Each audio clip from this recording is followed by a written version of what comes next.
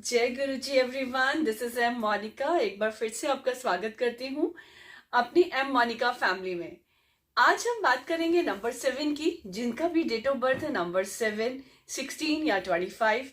उनके लिए ये वर्ष 2023 कैसा रहने वाला है। But before this I would like to request all of you, please share, subscribe and like my channel, ताकि आप सब के नियर एंड डियर के पास भी ये इन्फॉर्मेशन पहुंच पाए एंड वो भी इसका भरपूर फायदा उठा पाए और एम मोनिका फैमिली का हिस्सा भी बन पाए। इस सीरीज में नंबर 1 से लेकर नंबर 6 तक अब तक मैं सब कुछ शेयर कर चुकी हूँ। मेरे लास्ट यूट्यूब चैनल एपिसोड्स में आप उसे चेक कर सकते हैं और डिस्क्रिप्शन बॉक्स में भी उसका लिंक देख सकते हैं। तो जैसे कि हम बात कर रहे थे नंबर 7 की, जो भी नंबर 7 के लोग हैं और 2023 दिस ईयर, इसकी एनर्जीज भी हम नंबर 7 के साथ ही जोड़ते हैं, केतु के साथ ही जोड़ते हैं। नंबर 7 जानते हैं सबसे पहले कि ये लोग होते कैसे हैं। नंबर 7 जिसको कि केतु की एनर्जीज के साथ जोड़ा जाता है। केतु जो समर्पण भाव जानता है, जो बहुत ही इंट्यूटिव होता है, बहुत ही बारीकी से कामों को करने वाला होता है, शांत स्वभाव का होता है, जिसके मन में उथल पुथल तो मची रहती है, लेकिन वो जिस भी चीज को करता है उसकी जड़ तक जाना प्रेफर करता है, गहन अध्ययन करता है। इसी की वजह से उसको रूट्स के साथ भी जोड़ा जाता है। क्यों? क्योंकि कहीं ना कहीं वो जो भी करेगा उसको करता ही चला जाएगा, उसकी बिल्कुल बारीकी में जाएगा, एक खोजी किस्म का होता है। तो जनरली जिसमें केतु की पॉजिटिव एनर्जीज होते हैं उन सब का व्यक्तित्व ऐसा ही रहता है। बट जब ये एनर्जीज नेगेटिविटी में कन्वर्ट हो जाती हैं तो वही इंसान बहुत ही अड़ियल किस्म का, बहुत ही बहस करने वाला, बहुत ही आर्गुमेंटिव और बेहताशा गुस्से वाला हो जाता है, जिसकी वजह से उसका मन भी बहुत ज्यादा अशांत रहता है। अब हम बात करेंगे कि ये वर्ष जो कि कहीं ना कहीं नंबर 7 के लिए 7 में कन्वर्ट हो जाएगा, क्योंकि इस साल की एनर्जीज जो है वो नंबर 7 ही है। तो आपके लिए सबसे पहले मैं बात करूंगी कि आपकी सेहत कैसी रहेगी। क्यों? क्योंकि आपको अकेले में रहना बहुत पसंद होता है, शांति बहुत प्यारी होती है एंड आप अपने ही दुनिया में, अपने ही वर्ल्ड में जीना बेहद पसंद करते हैं। तो मैं आपको सबसे पहले बोलूंगी कि आप अपने मन को थोड़ा शांत रखें, अपनी बात को दूसरों के साथ क्लियरली बता के चलें, उन्हें स्पष्ट करके चलें। उनके लिए आप जो भी आप फील करते हैं उनके साथ शेयर करें, ताकि उनको आपके बारे में कोई भी मिसअंडरस्टैंडिंग ना हो। आपको माइग्रेन का इश्यू बहुत रह सकता है, हेडेक का इश्यू हो सकता है, एंजाइटी इश्यूज हो सकते हैं, स्लीपलेस नाइट्स हो सकती हैं आपकी। कम से कम आप तला भुना खाने की कोशिश करें, जिससे कि आपकी सेहत बिल्कुल ठीक रहे, क्योंकि आप इमोशनल भी बहुत हैं, तो ये आपके लिए स्ट्रेस भी इंक्रीज कर सकता है। तो थोड़ा सा अगर आप अपने ऊपर ध्यान देंगे, अपनी बातों के लिए दूसरों के साथ स्पष्टीकरण बना के चलेंगे, तो आपकी लाइफ में थोड़ा सा इजी वे आउट निकल आएगा। अब हम बात करते हैं रिलेशनशिप की। तो रिलेशनशिप में मैं आपको यही कहना चाहूंगी कि आपको अवॉइड करना है, बिना वजह आप किसी से भी बहस करें और जितना भी हो सके अपने रिलेशनशिप में क्लैरिटी दीजिए, अपनी बात को उनको अच्छे से समझाएं और उनकी बात को भी समझें, अकेले ना रहें, ताकि मिसअंडरस्टैंडिंग्स क्रिएट ना हो, कोई भी जल्दबाजी भी ना करें। क्यों? क्योंकि नंबर 7 आंतरिक सुखों से जुड़ा हुआ है, इंटरनल एनालिटिकल नेचर है, तो वो अपनी बातों को बहुत अच्छे से स्पष्ट भी नहीं करता है और शांत रहना ज्यादा पसंद करता है, जिसकी वजह से मिसअंडरस्टैंडिंग्स रिश्तों में आपकी बढ़ सकती हैं। तो थोड़ा सा आप इस चीज को भी अवॉइड करें। अब हम बात करेंगे करियर की।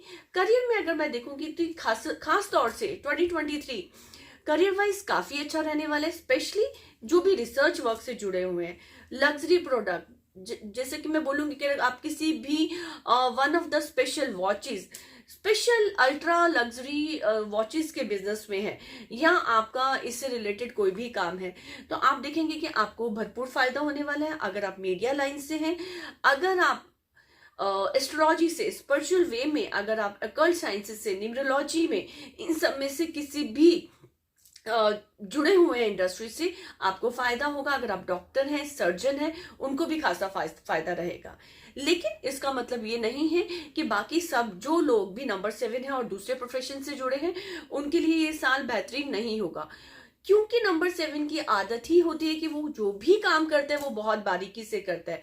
तो अगर आपका और भी कोई वर्क है तो ऑफिशियली या नॉन ऑफिशियली आप किसी भी रिसर्च वर्क से जुड़ जाते हैं, या ऑफिशियल में भी आप ऐसे प्रोजेक्ट्स लेते हैं जिनमें कि रिसर्चिंग रहता है, आपके लिए बहुत ही अच्छा हो जाएगा। आपकी जो भी हॉबी है उसके लिए जरूर समय निकालें, चाहे आप 1 to 1 उसको सीखें या फिर आप उसको यूट्यूब के माध्यम से भी अपनी मनपसंद चीज को सीखने का प्रयास कर सकते हैं, उसमें अपने आप को इंप्रूव कर सकते हैं, जिससे कि आपके मन की शांति बनी रहेगी और आपके लिए बेहद फायदेमंद ये चीज होगी।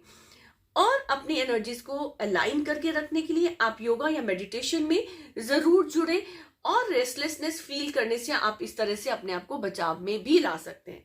मेहनत डेफिनेटली आपको जरूर करनी पड़ेगी। और नंबर 7 के लिए ये कहना तो बिल्कुल ही जरूरी नहीं होगा, क्योंकि नंबर 7 के लोग मेहनत से कभी भी नहीं घबराते, बट क्योंकि आपकी एनर्जीज डबल होने वाली है, डबल 7 की वजह से आपको मेहनत कुछ थोड़ी सी ज्यादा भी करनी पड़ सकती है। अब मैं आपके साथ कुछ रेमेडीज भी शेयर करूंगी, जिससे कि आप इस साल के पीरियड को अपने लिए बहुत ज्यादा अच्छा बेनिफिट बना सकते हैं। मनी वाइज आपका फ्लो भी बढ़ेगा। इस साल आप ये जरूर देखेंगे कि प्रोफेशनली तो आपको अच्छा रहेगा ही रहेगा, मनी में भी आपके जो रुका हुआ पैसा था, कहीं आपका पड़ा हुआ पैसा था जो बंद निकल नहीं पा रहा था या फंसा हुआ था, आप देखेंगे कि वो पैसा आपका अपने आप आपकी तरफ बिना एफर्ट के निकल कर आ जाएगा, जिससे कि मैं बोलूंगी मनी फ्लो इस साल नंबर 7 के लिए काफी अच्छा रहने वाला है। लक आपका इंक्रीज जरूर होगा। अब आप कुछ चीजों की मदद से अपने लक को और इंक्रीज कर सकते हैं, जैसे कि लकी कलर्स मैं आपको बताऊंगी कि अगर आप ग्रीन कलर से रिलेटेड, ग्रीन फैमिली से, या फिर specially silver grey, silver white colour को प्रेफर करते हैं तो वो आपके लिए बेहतरीन रहेगा। डायरेक्शंस में भी मैं आपको बताती हूँ कि अगर आप डायरेक्शंस में साउथ ईस्ट डायरेक्शन या फिर नॉर्थ डायरेक्शन में बैठ के अपना कोई भी इंपॉर्टेंट डिस्कशन करते हैं तो वो बहुत ही फ्रूटफुल होगा। हाँ, नॉर्थ वेस्ट को थोड़ा सा अवॉइड करें, वो आपके लिए ज्यादा अच्छा रहेगा। अगर मैं डेज की बात करूं तो आपके लिए वेडनेसडे और मंडे दोनों ही दिन बहुत अच्छे रहेंगे। अगर आपको लगता है कि मैं काम करते हुए डायरेक्शंस का उतना नहीं ध्यान रख सकता हूं, तो आपको मैं बोलूंगी कि मंडे और वेडनेसडे वाले दिन कम से कम अपने घर में आप साउथ ईस्ट में या फिर नॉर्थ साइड में 10 से 15 मिनट जरूर जमीन पे बैठे। इससे आपका एनर्जीज अलाइन होंगी और आप ज्यादा फोकस्ड हो पाएंगे, और आपके जो कॉम्प्लिकेशन है थोड़ा सा बोलूंगी कम होंगे, आपके रुके हुए काम भी बनेंगे। स्पेशली आप देखेंगे कि मंडे और वेडनेसडे को आपके ज्यादातर काम मिड डे में आप देखेंगे कि बन रहे हैं, तो इसलिए आप अगर आप मीटिंग्स चाहें, अपने इंपॉर्टेंट डिस्कशन चाहें तो मिड डे ही करें, आपको बहुत बेनिफिट होगा। क्योंकि नंबर 7 डिटैचमेंट की भी तरफ लेके जाता है, तो इसलिए रिलेशनशिप में भी आप जितना स्पष्टीकरण रखेंगे, क्लैरिटी रखेंगे, आपके लिए उतना ही अच्छा रहेगा, आपकी दिक्कतें दूर होंगी। कहीं ना कहीं लीगल टर्म पे भी थोड़ा सा इश्यूज बढ़ा देता है, लीगली केसेस या डाइवोर्स केसेस भी बढ़ सकते हैं, लेकिन सब कुछ ही हम लोग सेटल कर सकते हैं अगर जो मैंने आपको रेमेडीज बताई हैं उनको आप फॉलो करते हैं। साथ साथ एक स्पष्टीकरण, एक जो मिक्स्ड म्यूचुअल अंडरस्टैंडिंग है उसको बहुत स्ट्रांगली बना के रखिए अपने नियर डियर के साथ, ताकि इन सब चीजों का आपको सामना ना करना पड़े। एंड में मैं आपको बोलूंगी कि रेमेडी के तौर पे कम से कम आप चाहें तो मंदिर या मस्जिद में जाके निस्वार्थ भाव से सेवा करें, जिससे कि आपका मन भी शांत होगा और आपकी नंबर 7 की एनर्जीज भी अलाइन हो जाएंगी। नंबर 7 वैसे ही सेवा भाव में बहुत ज्यादा इंटरेस्टेड रहता है, और कहा भी जाता है कि अगर निस्वार्थ आप गुरुद्वारों में, मंदिर या मस्जिदों में जाके सेवा करते हैं तो आप देखेंगे कि आपका नंबर 7 यानी कि केतु की एनर्जीज वैसे ही अलाइन हो जाएंगी, जिसका कि आपको भरपूर फायदा उठाएंगे आपका मेंटल पीस बढ़ेगा। अदरवाइज थोड़ा सा एंग्जाइटी और डिप्रेशन या रिश्ते टूटने की भी नौबत आ सकती है, लेकिन आप इन सब का ध्यान रखें और बताई गई रेमेडीज को फॉलो करें, तो देखिए आपका ये साल बहुत मंगलमय रहेगा। Jai Guruji everyone, and lastly wishing you all a very happy and prosperous this year. Thank you.